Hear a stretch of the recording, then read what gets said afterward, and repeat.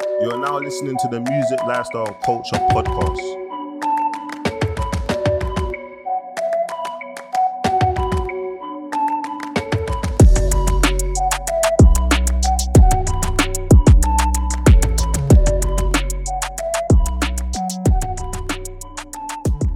Yo! What's going on, everyone? Welcome to another episode of the Music Lifestyle and Culture. Bah! What's Hi, up? guys. What's up, Esther? Hello, people. All good? Can you remember, this is going back years, when I think we watched Scary Movie and we was like, what's up? You're so stupid. I what's wasn't up? expecting you to say that. I was not expecting you to say that. I was just whatsoever. thinking about it before I started this. Like, I Scary was so Movie. Scary Movie. You know when everyone's on the phone, it's like 100, like 100. Everyone used to say 100. Do you know, what's up? Like, what's up? this is like where people will laugh at me, innit? You don't know about this? No, I've never watched Scary Movie. I haven't. What do you mean? I've never watched You it. definitely watch Cool Runnings though, innit? Yeah, cool. Of course. Come on, man. The bobsleigh and all these things in yard. Of course, everyone's seen Cool Running, but I ain't seen Scary Movie. But yeah, what's up?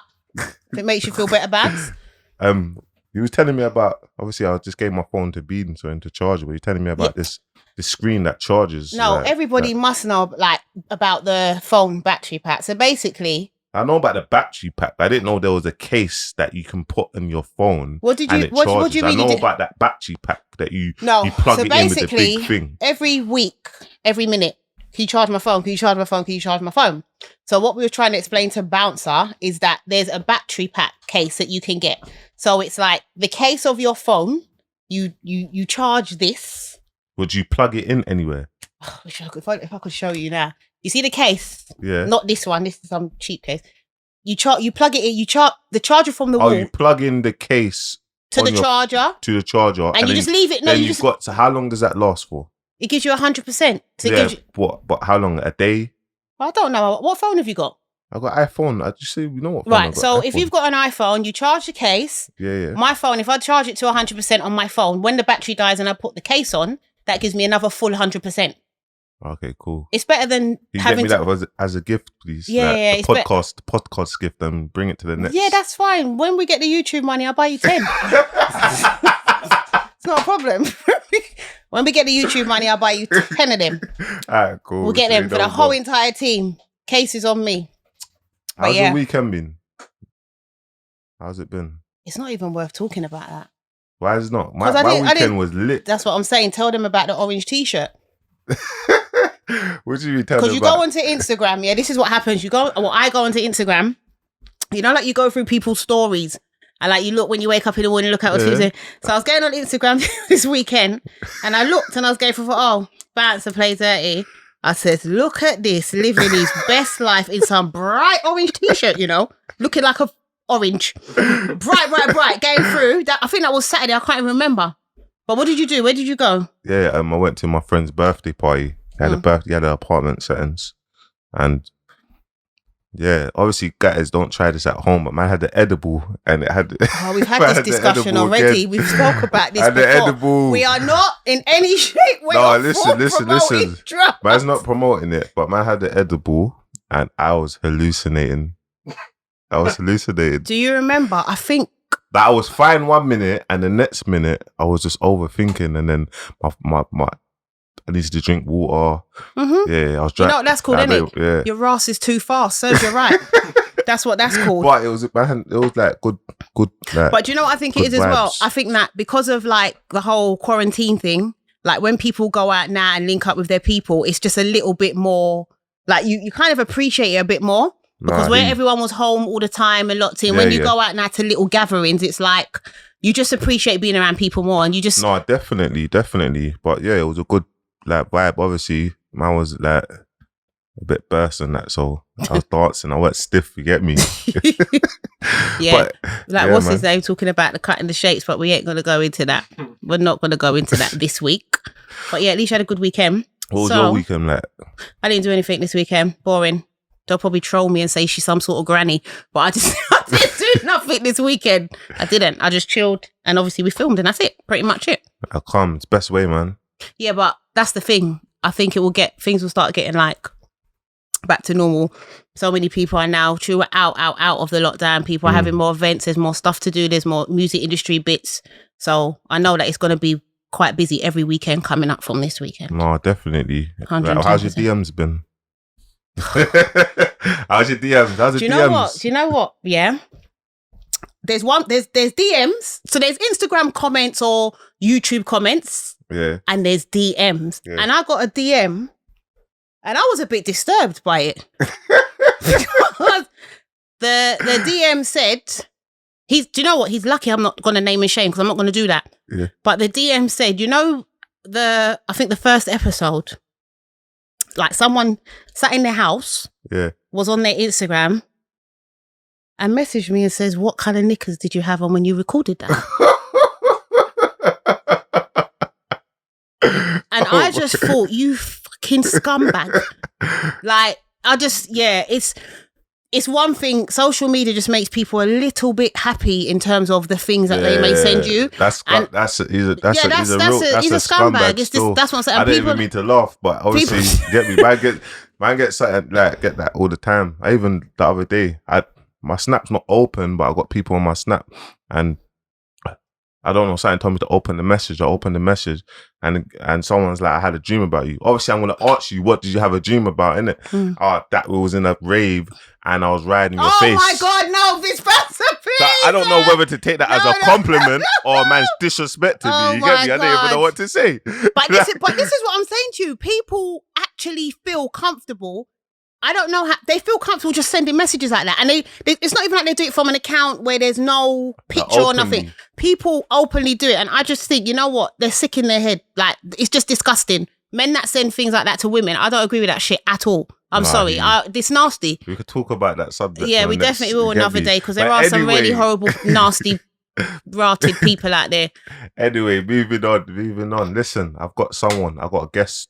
Yes, we have. And I've got my brother. You get me? We done some long, big porridge together. You get me?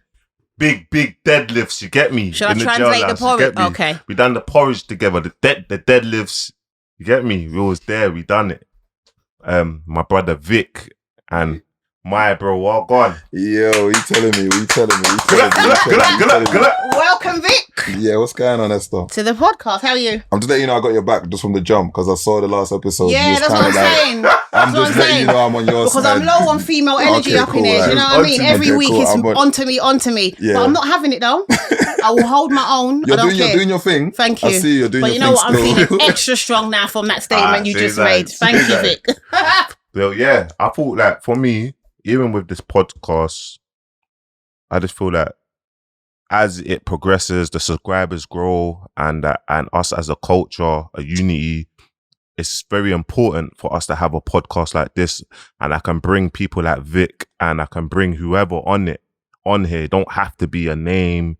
It could be anyone, and we can discuss certain topics and that, just to give people a platform and like an insight of the stuff that we deal with day to day. Do you know what I mean? And my brother Vic, I see him he done amazing stuff, like amazing positive stuff. I see him always doing the Insta lives and that, and I respect it. Do you know what I mean? Highly. And this is man's bro that he's done mad years in prison, and he will tell his story. You get me? But it was just like, do you know what I mean? That's like man's bro. So I just wanted to bring him on here. You get me? And you might see him again. You might see him another time. You get me? But you know, come on, my bro. So yeah, I think to start, what I'm going to say is, as somebody that's on the podcast as one of the hosts, when initially I was told that you were coming on, I'm aware of you from Instagram because obviously, you know, I follow your page and whatnot. Good and bad, but we're going to get to that. But who are you? Who is Victor? Tell the people who you are so that they can get an understanding of why you're on the podcast today. I'm Vic Santoro. I'm a actor, public speaker, rapper, and just an all-round content creator. Okay. Sick. 66666. So when did you obviously look, I remember H&P, you know that place there, you get me? That's where we met, innit? We met. Obviously you was in like, what area are you from? I know what area you're from, but you can share. You get me? You Yeah, get nah, me? from Lewisham You're still. from Lewisham. You get me? I'm from 14 Eve Croydon, and we was in a jail that was it was more of a Croydon jail. Yeah. So there was a lot of like banging out. You get me? There was a lot of banging out. You get me? But obviously, we're young. This is very how long was that? That's like 2008, 2009? Oh, 010. 010. January. January 010, yeah. January 010. Oh, Can't remember. boy. Listen, 2008, I was in Rochester. 09, I was out here. Got free. Here we You go. get me?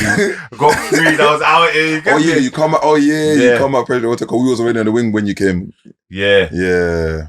I remember that. Right. Did I come to your wing? You was on House Block 3, innit? Yeah. Yeah. So that was 2000. So 2010. Yeah. You were in custody. Yeah. Was that the first time that you'd been in custody? Nah, that was like a continuation from like, so basically to give you like, so I went to jail like 2004. Right. I had a sentence, so came up to about 2009. So how long was that? So that was like, so after 2/3. 2/3. That's Yeah. like 5. That's like 5 and a bit out of 8. Raw. So you got sentenced to 8 years in custody. Yeah, 8 Okay. years. So I had 8 years. So as I got towards the end of it, obviously DCAT, so 09. So I'm out for like, so is it 6 months? Okay. But I'm not out. I'm like halfway out. So obviously then I get, Weekend home leave. yeah, I get recalled. Open jail. Yeah, I get recalled. That's in 2009, given additional charge. So that kept me into 2015. So really it's like an 11-year stint, Wow. like altogether. So it was like one incident that another thing got added on it. And then it was like, and then we had to go. So I came out 2015. So going into custody, Go on. is that kind of, have you got something to say? I just wanted to say, like, how long was that in total? 11. It's 11 years. Like, 11. done behind the door? Yeah. Yeah. Wow. I done like 9 years, 9 months. You done 11 years. Yeah. Yeah. That's a substantial amount of time, Vic, to do Yeah. behind the door Mhm. in custody. But would you say that was a turning point for you after the 11 years? To be honest with you, like I'd already reached a turning point, and I think it was more the transition is different when you really come from that walk of life. The transition takes a lot longer than you might have anticipated. There is no such thing as, okay, well, I'm gonna just make a transition tomorrow and that's it. So it was me trying to find my footing on how I was gonna execute the transition, which might have got me in another situation which just extends it. But really what I did was, when I was inside, I had enough time to just formulate a plan. Right. Like, okay, this is the plan. This is what I'm going to do. Yeah. This is how I'm going to go about it. And since I came out of jail, like I've been doing it. And, fortunately, thanks to God, it's working. So yeah. Just to go back to, I was watching one of your Instagram lives where you spoke about being in custody. Mm-hmm. And you said something that stood out to me. And you said basically, I don't even know if you was talking about when you was in custody. It was just about basically knowing who your people are, etc. And what you turned around and said was, these people, they're not your friends. When I was in custody, they didn't send me no stamps, no money, or even give any money to my children. It's real like that. Right? So having heard that, for me, that stood out, because what I want to know is that what it was really like? Yeah, no, 100%. It's really like, there is an element of a stage, like theatrical type thing on the streets, where if you're, present and you're performing, your name's on the board, but once you're not in that space no more, it's easy for people to just forget about you. 100. And it's not even like, you almost can't even take offense to it. It's like you set yourself up type thing. Like, what made you think you was gonna now? Don't get me wrong. Once you're out of sight, you're out of mind. And that's just the revolving door of the streets. So when you end up in prison 9 out of 10 times, you might have that couple good friends that are there, but really everybody else gets on with their lives and just Bro, leaves you. That is, I don't know why it's mad. That is what's happening. Like that's what happens with me. And all now I'm going through this. Do you know what I'm going through at the moment? Listen, I'm one man. I can't help the world. You know what I mean? I can do what I can. I'm from 14 Heath. You get me? And obviously I go to the ends. I see the youngers. You get me? And there's one of them that I chat to, and obviously he's doing music, so I want to help him. But all the rest of them are upset. My man don't do nothing for the ends. But I'm like, bro, I've given you 10 years. I give 10 years to the ends, bro. Like, where was everyone when I was in jail? You didn't what? Did they want to come and see me? People, here's the thing. People forget about that though. That's the they treat that like, yeah, but that was then though. Like that's how they move. They didn't want to know me then. But now that man's home and yeah, I'm doing what I'm doing. They're bitter.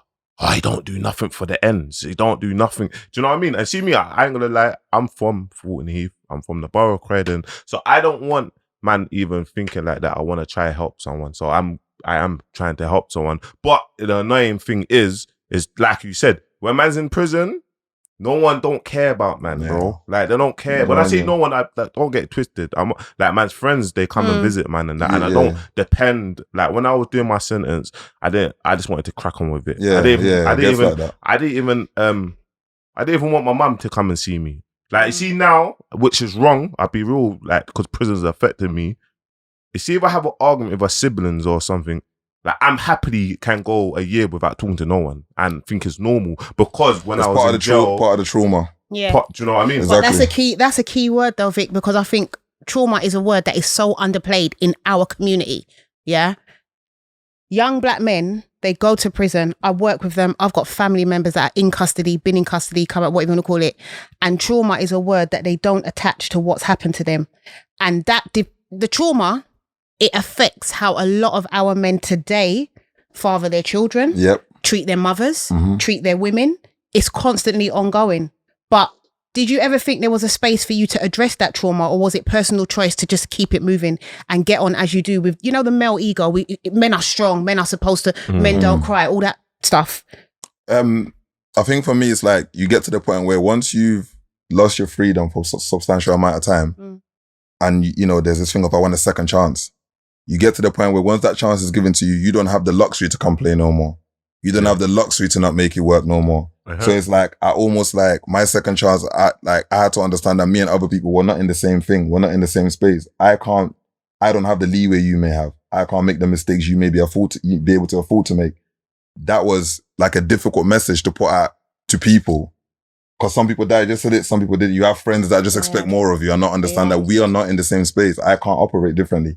But what that does is it arms you with this hunger, this I can't stop, won't stop. Like, okay, you said no, cool, I'm going to ask someone else. Yeah. Okay, like, oh, that's going on. Okay, let me see if I can make that work. Like, so, because you're so keen to, transfer those skill sets and make something that's sustainable, kind of like what you've done. Yeah, and like, like his mindset, I get it because he doesn't have the luxury to just fail and just fall off. Like he doesn't have that luxury to just, complain about some problem and not find a solution. Yeah. So I think for, when you've been through that, for me, the trauma turned into motivation, but also it was about understanding that if you rewind, like go back prior to prison, young people, like I, myself and others, like we're growing up in survival mode. So every time you leave your house, it's okay, what car? Who's in that car? Who's in this? And that's every day of your life. With everything you're doing, even the things you enjoy.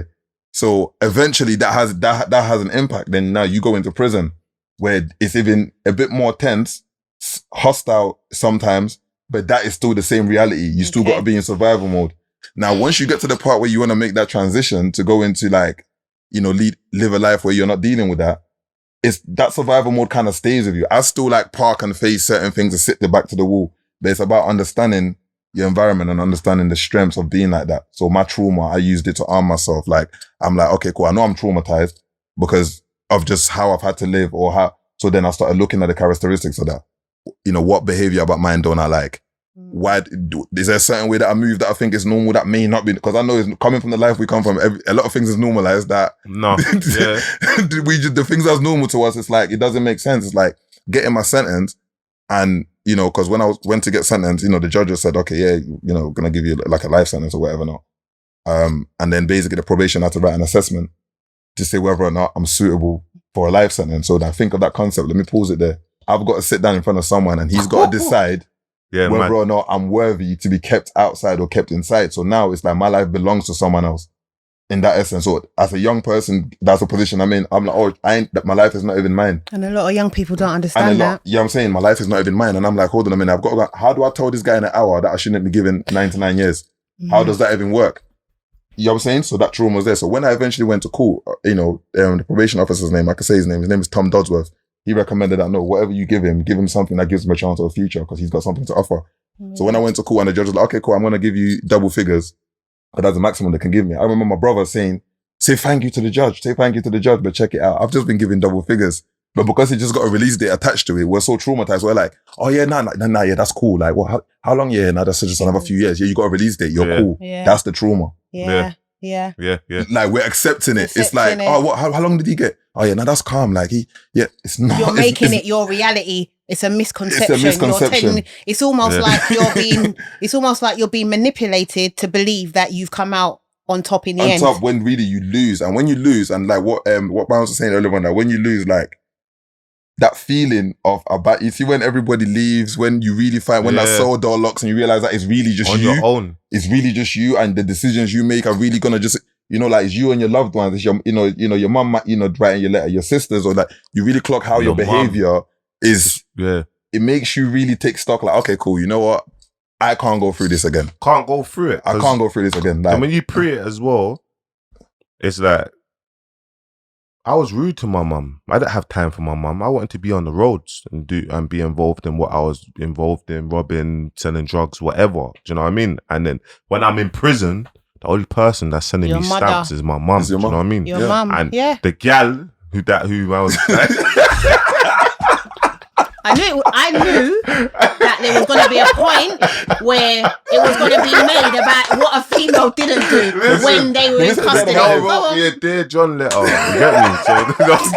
So don't get twisted. What? That's the what? Let me tell you something. The worst feeling ever. Heartbroken. I'm gonna blow him up quickly or something. You see, Bounce. You want one thing I give him? Every time I came to his cell, he was writing a letter or reading a letter. He was like, right? He used to be like, have the mail will come. He's got 3 letters to open and read, and he's writing another 2. And I'm just sitting. I'm like, I'm sitting. These times you ain't got one letter to write. I ain't, because I ain't even got the patience for it. I'm like, I'm just burdened. I write bare letters. I'm burdened, but he had the patience to kind of like have the interaction, because for some people it's a weakness, and for me, I'm like, you know what? I just need to keep my head in there. I can't even do the interaction. I don't want to know what you're up to. Listen. I don't want to know what you're up to. It was serious, and it's like, obviously, you know that all now. Girls like, oh, is your heart ever been broken? Can I just say, yes, my heart is broken. In Joe, my heart's been broken. No, but can I say, there's some people that might be watching. What's a Dear John letter? A Dear John letter. Yeah, they might not know. John, I think it's time it's not working out. I got the perfect. It comes like this. The Dear John goes, "You're right, babe. Sorry, I missed your call the other day. I missed your 10 calls. I'm banging out the phone. I was in the kitchen. Babe, you know I'm always gonna love you, right? Like, and I've always said I'll be honest with you. That's what I basically met John at at Rumba. Like, oh, my personal, like, listen, but like, I'm always gonna be here for you as a friend, and that, like, it's nothing to you. Like, I think you're a great person. They give you all of that. Listen. Oh gosh. And they, see a Dear John when it arrives. People get on the phone or on the you can read it. You can see a Dear John moment. John. You can be like, oh, okay, that's a Dear John. You don't think I see the man going through it? You get me?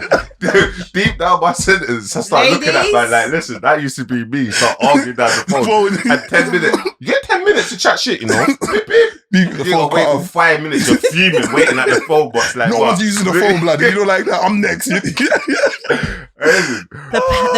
talk about the power us women have for long. The power women have. The power that women have. In the jailhouse, you lot have the power. Like, in my head, I'm like, why is she moving like this? Like, why do I feel like this? Why do I feel like this? What have I done for her to do this to me? I'm in jail. What have I done for her to do this to me? That's so horrible. Sleepless night. It's so cruel. Like, why is she treating? Why are you handling me like this? But you know what? It's funny, because that goes into a whole nother podcast. Because you know what? Isn't it funny when the shoe's on the other foot? Yeah, I know. Do you understand what I mean? It's mad. All jokes aside, yeah. Yeah. In the jailhouse, all you girls, God, man. Like, in man's head, like, man is tweaking. Man's like, well, why is she doing this? You're listening to slow jams and that. You're listening to slow jams and that. I can't get out of my head. Before you walk out my life. You make you lose yourself. She'll make you lose yourself in there if you're not careful. Stop this, my makeup. Heartbroken. Real talk. That's one time man's proper vulnerable with a gal. Yeah. When man's in jail. Facts. Do you know They what? can have chat. What? Shut your mouth. You come to visit. I'm not coming today. Like, what? You're gonna ghost me, man? I'm fucking dickhead. You're gonna ghost me on the visit. Man's sitting down. Man's thing's not coming on the visit. I might eat it. What should it come? Because man's arguing with her. But do you know what? Do you know what? Can I just say, yeah, you know how you've just said about the females and how it feels when the girl doesn't visit, etc. Yeah. Did you ever feel like that when you was in custody about like your mother, your female family members? Was it different in terms of the love and support that you got from family members? Did you separate that from the support that you got from friends? Yeah, no, definitely. You had to, because there is a lot of people will be able to vouch, there's a mask you wear when you're in there. So your family, there's this mask of I'm okay, I'm fully under control. I've got this covered. Now in a sort of mental operational capacity, you might have it covered. But there are the pain, you never let your family see that. Because your main thing as a man is, I want to make them know I'm good. Because there is this underlying, I don't want to say guilt, there's this guilt or understanding of what you're putting them through. Because you realize you lot are the ones that really love me like that. You get what I'm trying to say to you? So that acknowledgement makes you wear a mask. So you never show it to them. So in fact, you might even want them to come and see you. No, 100%. Certain family members, you don't even want, like, it's just that I would rather just talk to you on the phone. I don't even want you to come to a prison. It's more emotional. Definitely a true. When my mum come up and visits me, it was more like it's emotional. Yeah. You know what I mean? Like, I know, I totally get it. Yeah. Oh, you look good, like, son, like, and then you just feel kind of embarrassed because it's like, I just want to make my mum proud. Yeah. Do you know what I mean? I'm just in here, she's going through all of this, like, and I just want to make my mum proud. But I don't think that, I know, I totally agree with you, because even with myself, I have family members that are in custody, and everybody that knows me, like, I just couldn't visit my nephew. Like, it hurt too much to see him in that capacity, and I couldn't visit him. And he always said, no, it's cool, auntie, come up. But I knew that what you are saying is something that's a reality for a lot of guys and young men in custody, and men as well, that they will pretend they've got it all under control. You are now listening to the Music, Lifestyle and Culture podcast. Moving on. Like, what made you, like, what is you got into acting? Like, explain your story from, like, how you got into acting and what it led to and how you progressed through the acting world. All right, so basically, I came out. Naturally, music was the only plan in my mind. I'm saying, okay, cool, I can rap. I kind of like, there is a scene bubbling away. I'm like, okay, cool, I'm going to have a go. Hopefully that should lead somewhere. But I assessed the marketplace wrong. I'm thinking, I know all the guys that are rapping in my class. But when I came out, it's just a whole new set of people. And everyone in my class has kind of either gave up or not really. There's only one or two man kind of in the thing. And it couldn't make sense to me because there was a dream of an urban scene for a certain class of artists, and I was in that class. So I'm saying, now that it's existing, why are you guys not? Yeah. Why not? Why are you not involved in it? It doesn't make. I'm like, and then people, everyone had different reasons. Like, but this one goes on that one goes on that. I'm like, yeah, but if you check the history and the stats, you've got points on the board from like mixtape, DVD days. That's a legacy you can build on that. It's not like it's a start from scratch thing. No one was really on it. So I then tested the market out, so I started putting music out. That's not really moving. But again, I don't understand social media. I don't use Snapchat. That was 218, wasn't it? 215. 215 with your fit. Yep. So I don't even know how to use Twitter. I'm just come out like, I can rap. That's, in my head, it's like, I'm Vic, I can rap. Of course, my thing's going to just work. But really, I'm not understanding the marketplace. So that's not happened. So I'm like, okay, cool. Well, let me go back to the drawing board and I look at this. Right. And while I was at the drawing board, I used to live in an apartment. And so the gym and everything was in the same, it was just literally across the road. So I'm going to the gym. I run into Nicky Slimting, the director of the Intent. Yeah, big up Nicky. His manager at the time was someone I went to school with. So Nicky was like, yo, bro, like, your thing, you spit cold, fam. Like, bro, man's got this film coming up. Man's due to like get a little put a little soundtrack on it. Yeah, I like your thing. I was just like, okay, like, love, you get what I'm trying to say to you. I take it as that. But in the midst of that same period while that was happening, I'd been going into prisons. Like, basically, I was working with a charity called the Kersler Trust. And the idea was I was working as an ambassador for people doing arts in prison. So what they would do is drawings, matchstick models, all the type of thing, they would send it out. And it will get displayed in the exhibition. And I'll be like an exhibition host, explaining to people how this art is created in a prison and why the art departments in prisons need to be supported more. Pardon me. I'm doing things like that. So through that, I ended up one day doing hosting a session for the Ministry of Justice. Okay. Right. And then there was Richard Heaton. He was I think he was the chair of the Ministry of Justice. So he's ended up buying one of the paintings for like £5. Then he pulled me to the side and said to me, like, do you know you've got a gift for like talking, innit? Yeah. Like, you should do something with it. So I'm just like, cool, done though, thinking it's a compliment, thanks, left it again. love. I did another session for like private prison. So I think the director of like G4S, I think at the time, Roger Hill, he's then pulled me aside and said, listen, public speaking, you could pattern it. So I'm just like, how does that work? Public speaker, I'm thinking, what are you talking about? You get what I'm trying to say to you? Long short is, he gave me the flame. So when as I was working on that project, I asked like Wandsworth, was like the first prison. One of them, someone from the art department came for. I said, right, come to the prison and do it. He's like, oh, you be perfect, blah, blah, blah, blah, blah. So that was my first prison. And then from there, long short, I ended up just getting clearance to go into whatever prison I wanted to go to.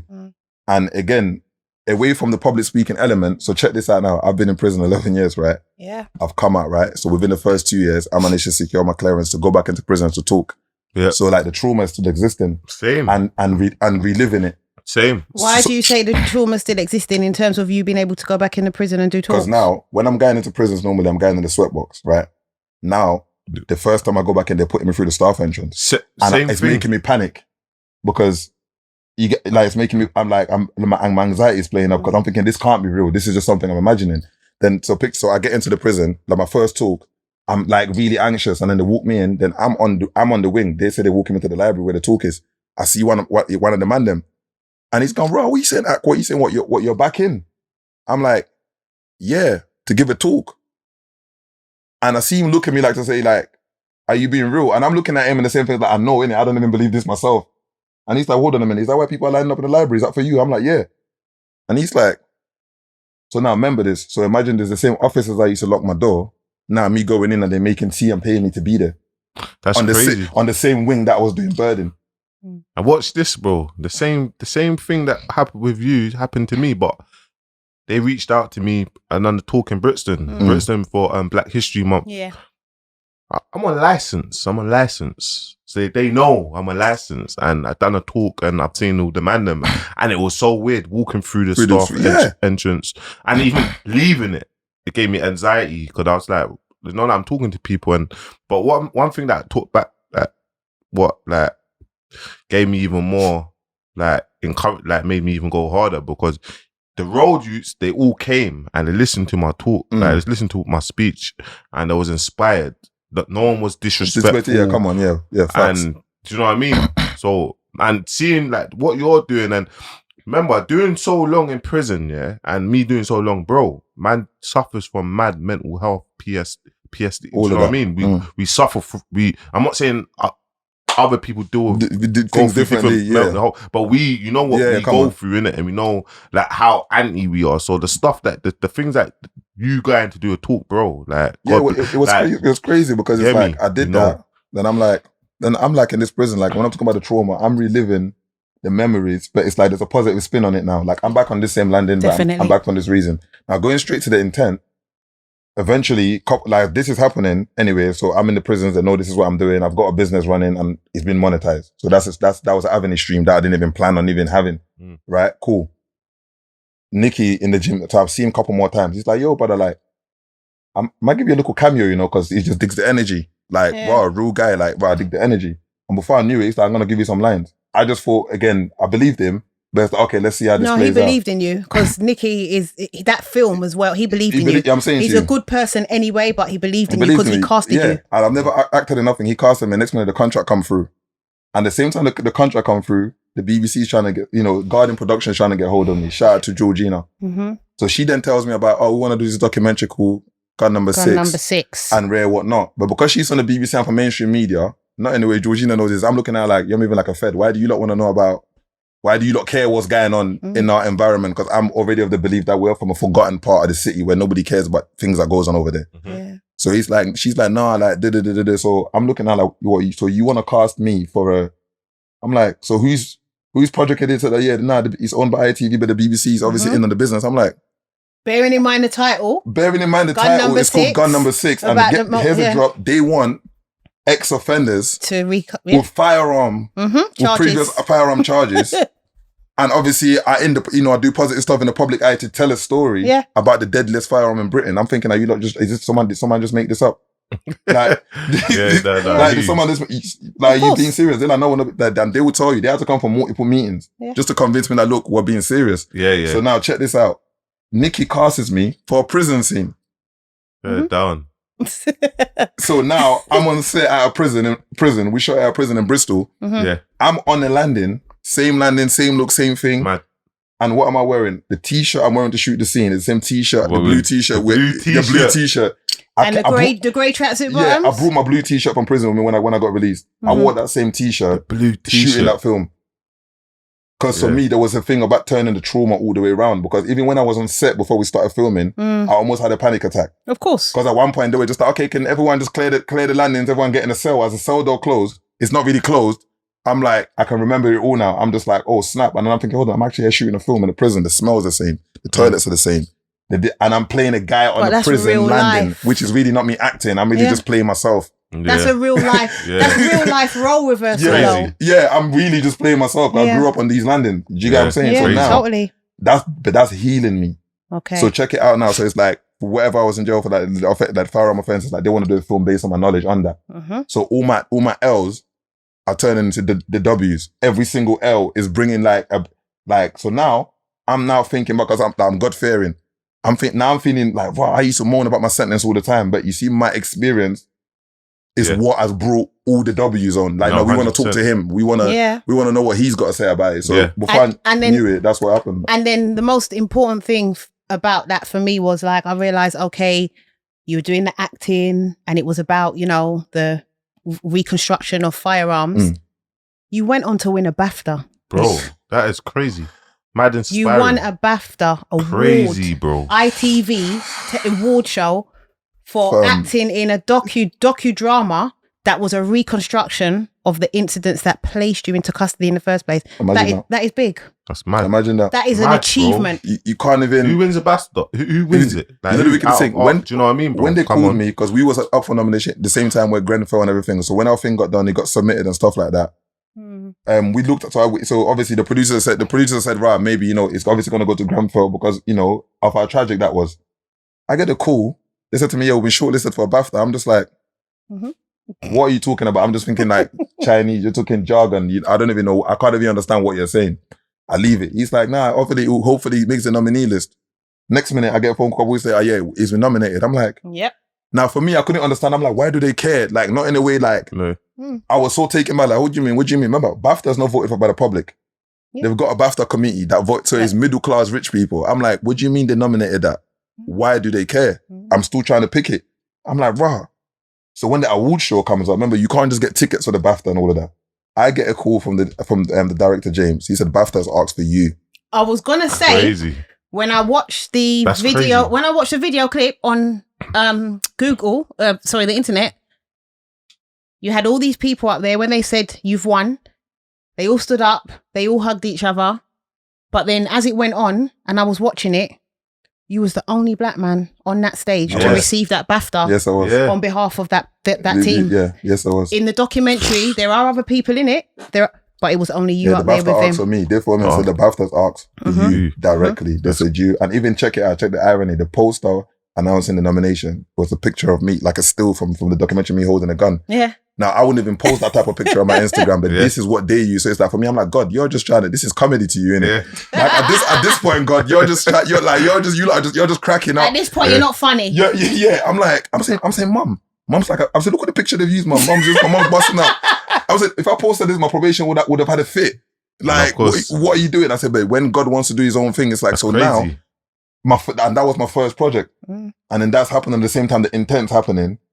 And then this is how now, okay, you're an actor. And then the BAFTA things happen. And I remember being in there and I noticing like I'm one of the only black people here, period. Yeah. And talking to the Benedict Cumberbatches and Dex and I'm standing there and I'm kind of thinking like I can still smell the landing.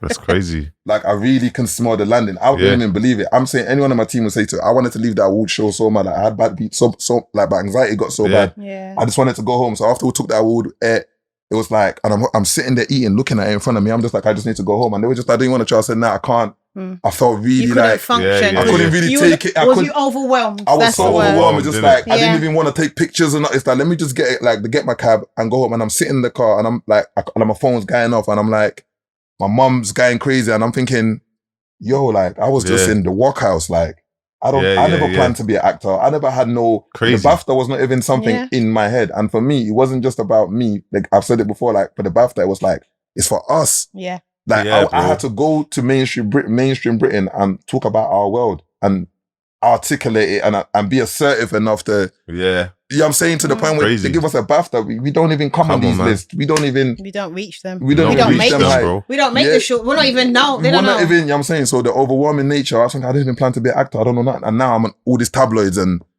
all this type of stuff. And it's like, oh snap, I was just trying to be a rapper. Do you get do you get what I'm saying? So that's how the acting thing opened up literally by the energy of it. Dope. You're now listening to the Music, Lifestyle and Culture podcast. Yeah, so just to say, as I said to you, the Gun Number 6, it was a docudrama about Britain's most deadliest gun. And watching it, for me, it made me feel like people have to see it to kind of understand it. But the way you were able to reconstruct who you once were and put that out on a platform for the world, so to speak, because it's on iPlayer for them to see, I thought that was quite humbling, because the way you were acting, but you were not acting, because you were almost like you were living out something. Now I see that as part of your healing. Basically, that's what I'm trying to say. Based on what you've just said, because when I was watching it, it's so real, Vic. Like it just seemed like you were not acting, you were just going through the motions and remembering how it used to be, knowing that that's not who you are anymore.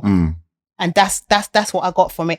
And there were other people on it, obviously, talking about their experiences and you know, the reasons why they were in custody, etc.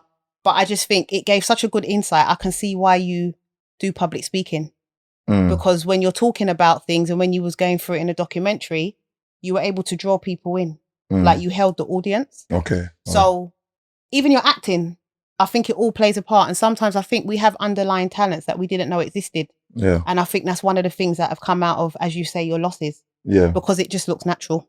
Yeah, no, definitely. No, I appreciate that. I think that's the, like, and I would have loved to have some story of that. I had this scientist plan, this genius plan, and I executed. And people ask me all the time, oh, how do I get into this? I'm like, mate, I can't even, like, I ended up on that one. And then every year after that, I've done a film in cinema. So whether it's an intern, whether it's a Blue Story, whether it's producing my own documentary with the BBC, these doors was really, again, it was just being prepared. But yeah, no, I appreciate it. And Gun Number 6, I just wanted to be vulnerable with my experiences, you know, to hopefully transcend, you know, to people. But yeah, so I appreciate that you liked it. No, of course, man. Big up. Yeah, moving on, man. Let's talk about, I know the whole world had to go through this whole quarantine lockdown, and yeah, it's crazy. You know, for myself, like doing the whole quarantine lockdown, you start, like, everyone's got time on their hands more, innit? You got a lot of time on your hands. Everyone's on the socials. It went from house party being popping house party. You get me? To just you're looking at the little things on the socials, and I just started finding it mad negative, like mad negative. And obviously, I want to talk on this subject because I did find this subject negative. You get me? Just to a certain extent, I just felt like it was a draw out, and I felt like if we don't get through quarantine, like everyone's gonna end up going to war. Like I just felt like that. I just felt like it, like. And I'm talking about the Hypo, J Spades, yourself, okay, like the saga. You know, the saga, like the boxing saga, yeah. Even though that, yeah, cool, it was banter, and then obviously all us, man, we know it's banter, but it's just the live. You know, when you're going on live and people are saying each other's names and this person, yeah, I'll punch up this person and that person, and it's like, you know, like on the internet, yeah, is a make believe in it, so it's not real. But when man's on the internet and we're saying this, do you know what I mean? It's like the trolls, and it's like a form of like a bit of like, yeah, it can be embarrassment. Do you know what I mean? Like me, I'm good. Like I can fight. You get me? Do you know what I mean? I'm easy, but I'm just saying, like, when the names and that, I just, bro, like, I ain't gonna lie, gay man, high blood pressure, not for myself, because I can fight, but it's just like, just the whole. It's a negative. I just felt it was like a negative thing, my bro. But obviously you can see it in, I don't know how you saw it, but I just felt looking at it, it was a negative thing. I had all these fans and the fake accounts just comment up. What about this person? What about this person? It's like people wanting to get a reaction like, yeah, my man can't fight. And this person, do you know what I mean? And the people that are talking, they were making, you would think that what they said, that certain errors was the baddest errors ever. Do you know what I mean? You know what I mean? Yeah. But obviously for man, no, but I'm just being true. You get me? For me, like I'm easy. I can fight. But not everybody can deal with that though. I think it got taken out of hand totally. No, it did. And obviously Vic's here. Vic's your man. And listen, look, CJ Space, Hypo, Vic, like I fuck with these, like I chat, you know what I'm trying to see? But I just didn't want it. I just felt it was just negative. It was negative. You see, now it's like, that's cool. Bro, that makes my marketing sick. Yeah, I'm a sick marketer. Now, you see me, there's an old saying, innit? When there's a war, buy a property. Yeah. Right? So, I'm in a place where I operate, like, I look for the opportunity in the situation. So, yes, J Spades and Hypo did go online and I read out a list of names. And I'm not going to lie to you, when that footage got sent to me, I was just thinking, all I need is one of you lot to say my name. Who's on it? That's all I need. One of you lot to just say my name. Are you a fighter? 100% I am, but that wasn't the point. Now, I'm a businessman. Okay. Right? I'm a businessman. But you were going to fight though? Yes, 100% was going to fight. 100% was going to fight. But I'll explain. I'll explain to you. I'm a businessman. Prior to anything, I already know there's an interest. From they said that first thing, behind the scene, there was already an interest of a bag's on the table. Right? There's a bag on the table. So my name gets said. I'm like, okay, this is the space I'm in. The person that's put the bag on the table, he says to me, look, really, I want to see really just Hypo and see this fight, right? Obviously, you and Spades, I don't think, can you sell that fight? Would the people want it? I'm like, of course they want it. They called my name. I can sell it because I'm the guy that's answering the call. So he's like, you know what? We spoke, I raised the deal. He's like, sell it. Exactly what I did. Okay. Now, here's the thing about it. There's a spin-off about it. People fed into that. Now, if you watch boxing or combat sport, the build-up for fights are like that. No, of course. And I'm very theatrical like that way. I like making things feel that intense. Like, okay, like this is really two professional fighters about to go at it. And this is how it's supposed to feel like. And if you can't handle the heat, get out of the kitchen. Yeah. So that's the energy I'm putting on. And on top of that, it's like, has a fight got sold and the deal was already been sealed? There was a lot of money on the table. Yeah. They know, I know. The deal's been sealed, the arrangement's been made. So the point where it feels like it got too negative, where people's like, oh, like you kicked off or whatever, not. It's like, I'm at the point now where the deals are made. I've actually got to come in there and hurt you now. So I've got to just put myself in a place where the moment you say something I don't like, I forgot the fact that this was maybe a banter because I've really got to come in there and hurt you. I'm going to make you feel the energy. I know that actually this is serious now. So you don't think this was still playing, was still joking around. I want you to understand that yes, we're doing it. Yes, we're cool. Like I said to people all the time, I got nothing against J Space. We don't have no personal problems. Neither, nobody. But if we're going to go in there and fight, yeah, we can shake hands afterwards. But I've got to put myself in a place where I'm really going to hurt you for this money because it's like the deal was some of the money was going to go to charity. There was already a whole structure broke down. Now, now the neutral person watching and say, why didn't it happen? I've said it before. My man Uno got through the medical. Didn't get through.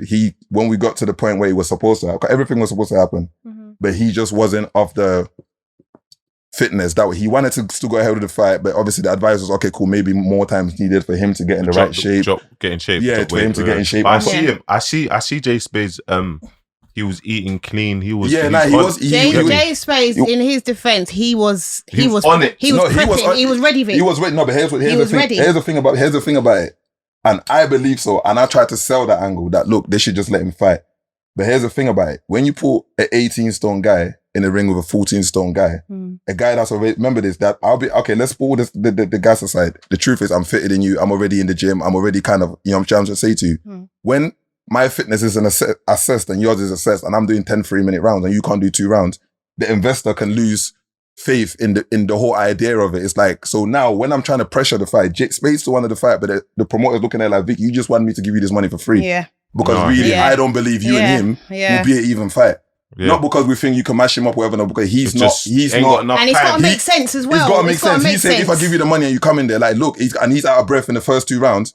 I know you can go 10 rounds. Yeah. So then I'm just really giving you my money for free. Really, yeah. that's what you got. I'm trying to say I'm to with you. you. So that's how the whole thing dissolved. But really, this was a real situation where there was like 200 grand on the table. This wasn't like just 2 guys on live talking about it. But the people that are outside the business, they would have found out afterwards that this fight is being sold. No, of This course. wasn't, and for me, one of my biggest skills, how I've been able to last this long, is why a lot of brands come to me to endorse stuff. I know how to sell something.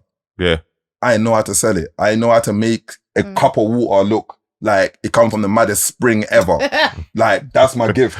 The good thing is, at least part of the money was going to charity as well. Part of the 'Cause money was going to charity. when I saw it all, I just thought to myself, and it was during lockdown, and to be honest with you, I was just one of those people that was like, everybody's head gone in this lockdown. Nah, it really when I saw move. it happen, Yeah. but then as it transpired, I saw the business element starting to come out of it. Obviously, what you said, what the truth about it was, there were the people that saw that as an opportunity to maybe put in their 2 pence and throw in their 3 pence. And obviously at the time, part of the deal was neither me and Space could come and say, this is a total business move. This is like, we believe we're going to sell this ticket. Yeah, I was at a point where everybody wanted to see the fight. So I'm just like, okay, cool. Then that brings other stuff, branding deals, I just think in a whole different type of way. And if all I got to do is go and fight, it's like, I'll fight anyway. I hear you. You get what I'm saying? So, but I understand what you're saying though. It did get a bit tacky when the people that are not part of the business format, everyone's throwing in their 2 pence. It adds to the value, innit? It adds to the fuel. It adds to selling the fight, innit? Business. And just from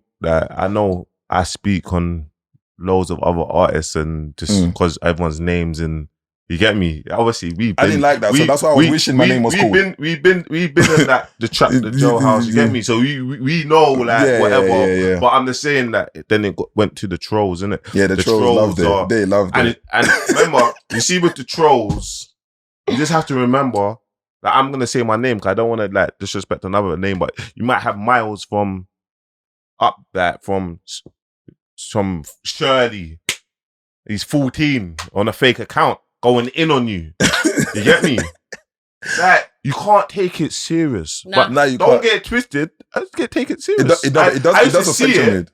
And it's be like I used to be pissed off. It used to piss me off. With comments. With like comments, but now I don't even care. You can't take it serious because it is what it is, isn't it? Yeah. Like no one's gonna talk about a bum, innit? If you're a bum, they're not gonna talk about you. They're not gonna at you and talk about you and draw you out. But it's the troll things. I just found that the fight, it was like a bad troll. Like, it was artists that was getting involved, and it's like it was just drawing them out. I just feel like after if quarantine that was end up, everyone's gonna just kill each other. I just felt like that. But you know what? There was a real missed opportunity here, though, because what we was building behind the scene with the conversations was, like I said, shout out to Spades, and furthermore, Hypo was on the first person. He was a person that kind of clicked that this can actually happen. Okay. And in a business context, and intrigued the first bag to come on the table, and then obviously then we instigated the second bag, right? So we all understand that this was business. This was on the table. However, what it did was it started a conversation which I really liked in the cities of who can fight. Yeah. Where even the kids that are carrying weapons, it's like, right, can I fight? Can I not fight? And I like that. And being the public, being public figures, there was an opportunity that we do this. If enough goes off to charity, you know how much artists for my phone, I say, I'll fight this artist, I'll fight that. I was having healthy conversations where they understood what, okay, but it's like portion of that has to go to charity. They're like, yeah, of course. Any artist, I will smack. I'm joking. I'm joking. Listen, Connor, on production, you say any that. Yeah. Connor, don't. This is staying in. It's staying in. Right. You get me? All right. So basically, now we're selling boxing matches. No, I'm joking. It's only bad. I don't want no smoke. You get me? I don't want you sending from me on the ground. But there was a missed opportunity there. Do you know what? To be honest, there was a missed opportunity. We could have really done something with it. I know that it came up, and I couldn't come and articulate at the time that, look, me and Jay Spades ain't really got no personal problem. This is not really, this is like, I couldn't really explain it because I don't want to mess up the bag. I got to make you believe that really me and him hate each other. Yeah, we're going to go in there and fight like we hate each other. But really, I know that I got nothing personal against him and he's got nothing personal against me. And he also, and I'm a professional and I understand that we can fight and it doesn't have to be personal. And it's creditable that obviously for me, that somebody, even if their medical advice is otherwise, they still want to do it. Yeah, he still wanted to fight. You have to put health first. Spades still wanted to fight. He still wanted to go ahead of it. Spades. He wanted to go ahead of it. So I was in the jailhouse pumping. Spades got one of the best everybody knows mixtapes. Yeah. There's one mixtape that Spades has got, Evans. and you can't even skip a track. There's not every track is a bang on it. Nah, Every single track. honestly. You get me? Every single track. I remember when Whoa, I come out of jail 09 and Whoa was like, I'm like, who's in? And he was like, right, this Spades you. Like, Yeah. and I was his hustle, all of these tunes. You And have that to, mixtape, More Money, More Problem Yeah. 2. That was I think that's the one. I think we could definitely revisit the topic. I think obviously I'm gonna put it out here like an exclusive. Obviously, once Space is in shape, if we can, make both of our calendars work, Oh my god. people will still want to see it. People still want to see Definitely it. not. The only What do you mean? I'm like, Can I obviously, say Little something? No, Man's got to fight. every Little Man's got to week, fight. every I'm going to week. be in the middle like that. You get me? every week we have this same thing. Yeah, So if it happens, I'm gonna be the promoter. Nah, definitely, yeah. you lot can promote it. But what I do want to say is, I'm not gonna be no this boxing is not a promoter. disclaimer for people to start messaging me saying, I'll fight you. Yeah. Because Nah, everyone kept doing that because they think it's like, no, this is business. Nah, it's We're all trying love, to, guys. it's all love, it's all business. love We're and- trying to do something for yeah. the community. And if somebody's going to look at we come from, brother, if I'm saying to you, I'm going to put 100 on the table, No, you I fight hear him you, and bro. winner takes 70, loser takes 30. You're going to say, what? I'm going to fight him now. No. You're going to be like, what? Winner takes 70. I'll fight him. Nah, Professional right now. boxers ain't getting that. Yeah. Yeah. And that was a bag that was on the table. It's like, what? No, of course. Oh, you want me to sell that? I'll sell it. I will Sell click it. on that live every day and say, Whitley, see you, I'm going to kick your face off. Yeah. I'm going to sell it. No, of course. 70, what? For, and It's then, yearly money. You get What? me? Yearly. Disclaimer: we're not promoting. yeah, but we're not violence. promoting No, a we're not. fight, and this is not open invitation for But everybody to yeah, fight. man. But yeah, man. Just moving on quickly, I just wanted to touch That's up good, on man. like the trolling though, like just trolls in general. You get me? Yeah. Because everyone gets them. I've Do you know had what? it, I've had it all. Well, you Everyone gets them. start getting them now, Esther. I started getting them, but you know what the good thing is? Like, you see, do you know what the thing is? Yeah, She said she reads every comment. No, I don't. No, hang on. Esther's one of He's them. lying. She reads comments. You don't listen to him. The Shade Bar UK Oh, you gossip. can't She's read under comments. them. You No, can't read listen. comments. You can't read Guys, comments. listen. I've got another It's- brethren. He owns a studio with me. Same thing. You get me? Nah, you can't read comments. Don't draw him out because he gets mad. He's joking. You get me? Yeah, He's don't read comments. joking, guys. Get me? I don't read all the comments, but what I will say is, from being on this podcast, I've realised what trolling really is like. But it can only affect you if you let it. So, prime example, for me, they be trolling me about my forehead, and I'm like, what? I read the comments. But you know what's sick about that? No, but the thing is, it doesn't. It's good because it makes me laugh. They Because the reality they'll troll is, about everything. they'll troll about anything. But Everything. when they're trolling about my forehead, I'm thinking to myself, but I own it. My forehead's big. I know this. This has been from childhood. They tell you things you already know. Do you And it's understand? just like, And you laugh about it, or But you It- fall for the bait. Have you fell for the bait? no, nah, because you one know of what them it is? will trigger you. There's triggering ones. Yeah. I haven't had a trigger yet. You have a day. You have a pissed off day. You see this fucking idiot just there chatting shit, and you're Yeah. like, this is like, in your head, you're just like, It's fucking not. leave me alone. But you know what? I can say that I can see how, for example, with me, I'm a strong-minded person, and everybody around me, they will say to me, "Don't bother reading comments," and I don't. Sometimes I might read a few, but I feel read like comments, you man. have. No, hang on. I feel like you have to You're prepare part yourself. of the group. You're part of the society. Yeah, but that's what it's though. Well, she's you have part to of the prepare. society. Big man thing that Shea Bar the UK Oh, gossip. ignore She's there. him, ignore Family. him, You know, ignore know him. the comment? I see Esther. You see, I see No, I Esther made a there. comment Look the at other day it. about Windrush. See? I had to.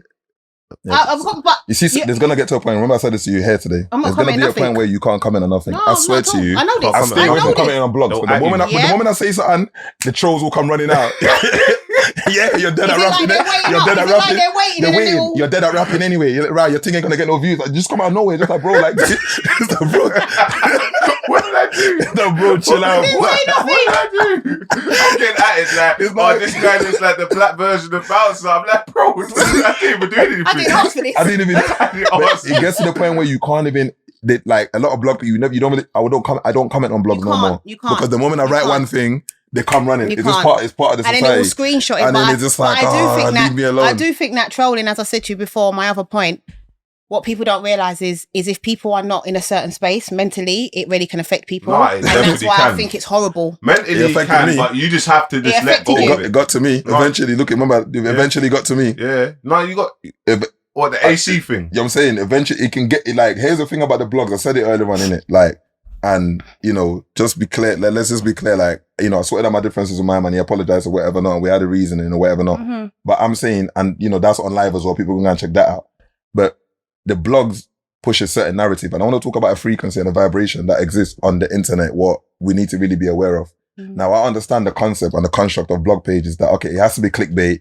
It has to be, it has to like be triggering to a certain extent. But what, like in my incident, it's like, I was getting trolled by somebody people are classing as a troll, but it was someone I actually know. So really, every time something's said, they post it. What you're not realizing is you're fueling the situation that can lead to like a tragic end. No, I hear you. For either parties. However, I get that it's a business. You have to post what you think people will be interested in. Do you get what I'm trying to say to you? But sometimes I think No, I hear you. when trolling gets a bit abusive, I think the blogs need to help with the narrative. Don't just think of the clickbait and the interaction you're going to get, because you can trigger something and people will kill and you. a man will go and do it. You know what I'm saying to you? No, I hear you, but you see, even with AC, yeah, like, don't you, even when you pre it, yeah, AC's actually a blessed brother. Yeah. Like, he's blessed. Yeah. Whatever how he says it's like Russ. Yeah. I swear to you, my man's a blessed brother. Like, whatever they say, they might just have their outbursts or whatever, whoever they send them for. But when you pre it, because I see him when he was arguing with Little Man, yeah, he's actually a blessed brother. Like, he's not that serious. And that's But certain people can be going through whatever they're going through mentally as well, separately. You get me? So I'm happy that you two, like, you sorted it out like men, innit? And it didn't go It didn't go further. It didn't go out of hand. Out of hand, yeah, no, definitely. I mean? And I think for me, that was a great turning point for me, like, in terms of, like, if I was thinking, am I ready for a transition? The one, the space I'm in right now, that incident showed me, because not in a way, everything happens for a reason. That boy said everything to me you could say to somebody. So I'm in a place where I'm bulletproof to trolls now, because I've heard it all already. Yeah. And even when I was faced with him, there was still compassion. It let me know as a person, I'm just in a different space now. Because really, for me to be able to capture that, to be able to like capture that compassion there, made me realize, you know what, I'm in a completely different place now in my life. Yeah. And for me, that, I think, the lesson for me with that situation is you're ready for the next level. No, I hear you. So, the internet is make believe, is it's not real, like, it's real to a certain extent, innit? Because you would think the baddest man on the internet that portrays it, that is the baddest man. Do you know what I mean? It's the devil's playground. It's the devil's playground. Playground. It's like you have people talking the most on private, like, and then on the real life. Has anyone G-checked you right now? That's what I'm saying. Has anyone G-checked That's what I'm saying. But we're outside. I always say that. I'm out. I'm in South Man's London. outside all the time. I walk by myself. Do you know what I mean? So but I'm not saying it as man's a bad boy. I'm just saying that the same man that's trolling is the same man that has seen you and saying, well, go on to you in person, because they are, bro. They're shaking your hand, bro. Yeah. Or they're going like they haven't seen you, bro. Yeah. You get me? So it's just one of them ones. Once you overstand that, you can just crack on with anything to me now. Whatever you get and put out whatever. Do you know what I mean?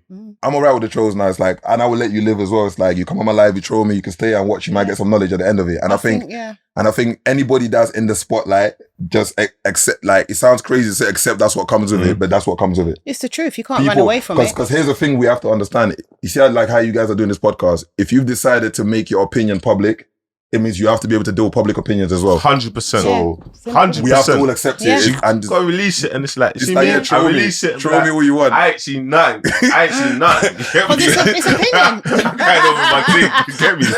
Yeah. It's opinion. Yeah. Brilliant, man. Moving on. Obviously, we're gonna wrap this up shortly. I want to talk about track of the week. I know you dropped a new song, so just talk about it. Yeah, man. What is it called? And I dropped 2 songs. I dropped something on GRM called Dirty Denims.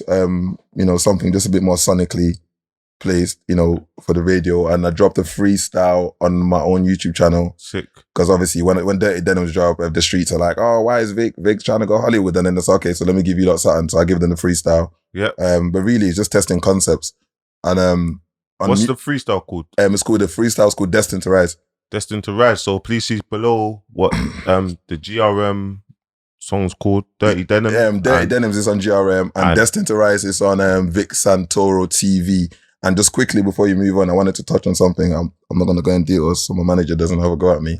But I just want to say quickly on the music front to all I know the kind of like presentation that's out there at the moment, and everybody feels like you got to go viral to get an opportunity. People feel like, okay, I haven't got 1 million views, no one's listening to me, or there's all these things. Believe me, I've been going through like trying to open the door for music for the last 4 years since I've been in jail, like an official door to have access to a machine to work with. And literally, as I came here today, I'm in a situation with a label. And that's literally just before I walked there. Amazing. And I was coming and I said to my manager, I feel sick. I can't even believe this has actually even happened. Yeah. You get what I'm trying to say to you. And I found, a situation that really works for me. It's going to be announced all next week properly. Yeah. Amazing, bro. But I really, done, man. got my situation with the label pattern today. And for me, I want to put a message out to everybody, every creative that's doing something and you're looking at what's going on and you feel like you're doubted and this, that. And I want you to understand something. In the last 5 years, I've been able to get on an acting agency, set up a company for public speaking. And just today, I'm, in business with a label. Amazing, bro. Just believe in your thing and just keep going. And no Keep matter going, what happens, like, just Rome don't wasn't let no built one in tell a you. day. You get what I'm saying? Just keep going. So that's You what I have to get put that me? out there. Rome Definitely wasn't built in a day. day. Like that. Well done, Vic, man. For me, track of the week for me this week is by Nobi. Nobi, my brother. Nobi. Song GRM is called The Intro. And it came out this week and I listened to it and I was like, this is actually all right. Like it, definitely. See below, but I'll say definitely check it out. Nobi, watch out for him because I think he's definitely coming to take it. Okay, man, I'll look him up. Oh, big up, man. For me, track of the week is by A9, Rosetta Stone. This kid here, mate, he is, obviously I work with him, but I just feel like that track there, if you listen to it, it is amazing. It's an amazing track. I know what he's got dropping next. I'm excited, but yeah, man. Rosetta Stone for me. Rosetta Stone, man. So yeah. So Vic, man. We're gonna wrap this up, man. Vic, my brother, enough love, and man's gonna get you on the show as and when, because man needs this. Man jokes. needs you on there. You get me? I need you to team up with. You get me? Like Esther, sometimes she just chats off her mouth, so we need to just. I'm not being funny. I think this works as a concept, innit? No, I need to team up with your manager then, because he just chats his mouth off every week as well. Like I said it before. Like I'm gonna need. Furthermore than that, the next podcast we're getting females on. I've had enough. I've had it. I'm over get it. the females on. No, we're gonna get them on. We're gonna do a women's show. Tell them to stop writing Dear John letters. You get me? Big man. He's not letting it go. They're not letting it go. No. It was hurtful. It's painful. Though. Like, before we finish, we have to touch up on the Dear John letter because every jail man can feel man's heart. Can I just say something? So, but you said Dear John can be done on the phone, so you don't have to be in jail to get a Dear John. I'm guessing that girls can phone. Man, them can move on like more on the roads, innit? But in jail, man can't move on. Man, you're just in there. You're just in there. Like I can't believe she just said that, and I had it. Yeah. Like, I'm never calling her. I'm never calling her again. Nah, I can just call her back. Hey, who's next on the phone? Who's next on the phone? But this is what I'm saying. Personally, I feel like, you know what? Serves you right, to be honest, because right. at the end no sympathy. See what I'm saying? None, no sympathy. Zero. Because at the end of the day, I've noticed that it's such a big thing when a guy gets a Dear John or whatever. But for every one Dear John, there's like 1.7 million gal who's got their heart broken or got cheated on. But you know what? That's for another episode. We'll definitely talk on that subject. We'll have another episode on that. What do you mean? And we're getting Vic on as well. Saying that guys are worse than girls. So unrealistic. You know how they just paint the thing? We just dealt with the entanglement situation. They didn't even go out of that. Now they're talking about What I'm saying is so that we don't, digress. What I'm saying... No, what I'm saying is... Will. No. That's my brother. You get me? About where... After Will got done... Look how Will got handled. Nah, doesn't matter. That's a personal one for us, you know. That's a personal one. How Will got dealt with, we talk that personal still. You lot ain't even had that thing there. But that's my point I'm trying to make you is, okay, I hear that. And we're going to do this in the next conversation because right now it's 2 against 1 and I can handle it's not an issue. But for every one Dear John, as I said, there's 1.7 million gal who's had their heart broken, been cheated on, you name it, it's happened. So I can't I can't sympathise. We don't think I had my heart broken. Vic, thanks for coming on to the show this week, yeah? It was lovely to have you. Lovely. Guys, we'll catch up with you next week on another episode of Music, Lifestyle, Culture Podcast. Lifestyle.